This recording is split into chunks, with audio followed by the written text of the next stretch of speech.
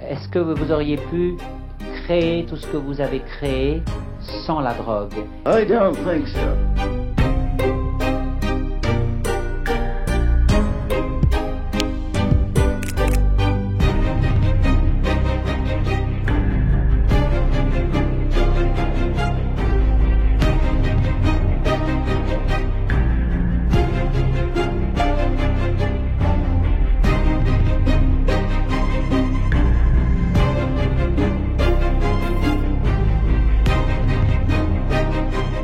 Simon se livrait à des fantasias, c'est-à-dire à des séances d'ingestion de hashish pour avoir des visions. Et donc il y avait parmi tous ces gens Honoré de Balzac, Théophile Gautier, le plus important, qui a donné le plus de textes après ses expériences. Baudelaire aussi venait en voisin. Il y avait également Alexandre Dumas qui s'en est servi dans le Comte de Monte Cristo pour raconter une expérience comme ça de hashish dans ce grand roman d'aventure.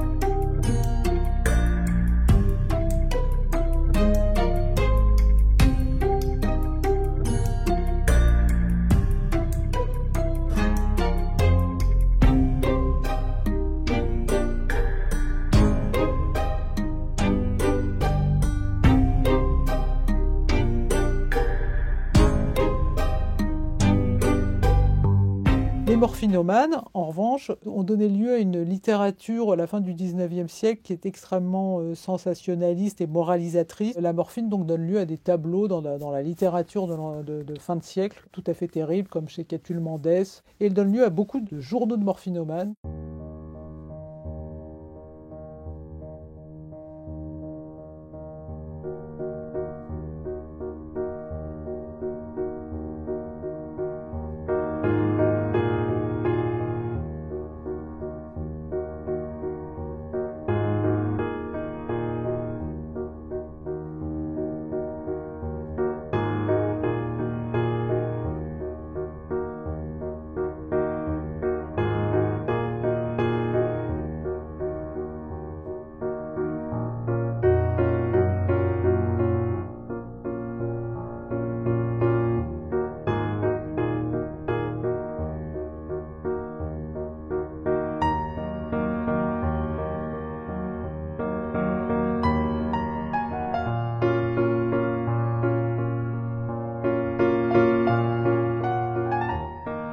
Les amphétamines ont été très importantes dans ce qu'on appelle la Beat Generation, c'est-à-dire ce groupe d'auteurs, poètes en rupture de ban dans les années 50, Jack Kerouac, Allen Ginsberg, etc., ont pris des amphétamines plutôt pour écrire. Bon, on sait que Jack Kerouac a écrit peut-être sur la route, sans doute sous l'influence des amphétamines.